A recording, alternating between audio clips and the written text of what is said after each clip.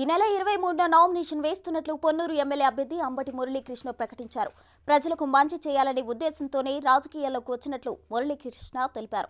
ధూళిపాల ఇష్టానుసారంగా తనపై మాట్లాడితే సహించనని వార్నింగ్ ఇచ్చారు. అఖండ మెజారిటీతో తనను గెలిపించాలని అభ్యర్థించారు. సహకార సంఘాన్ని కంపెనీ యాక్ట్ కింద మార్చి ప్రైవేట్ సంస్థగా మార్చడం కుదిరితే అన్నీ మార్చేయచ్చు కదండి. జగన్మోహన్ రెడ్డి గారి ప్రభుత్వంలో కార్పొరేషన్లు ఉండే, అది కూడా కార్పొరేషన్ కూడా సెమీ గవర్నమెంట్ సహకార సంస్థ టైపే.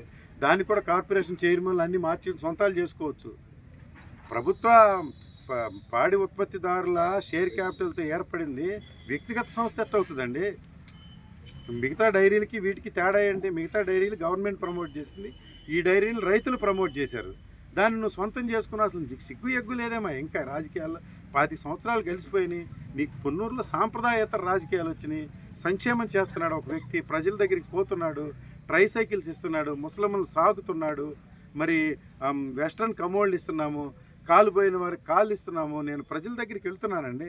యేసు ప్రభువును అల్లా వెంకటేశ్వర స్వామి ఇంతకంటే ఎక్కువ చెప్పాడా ప్రజలకు సేవ చేయమని? అంబేద్కర్ వరకు మనం పసుపు జెండా వేసుకెళ్ళొచ్చే రూల్ ఉందా? ఎన్నికల నియమావళిలో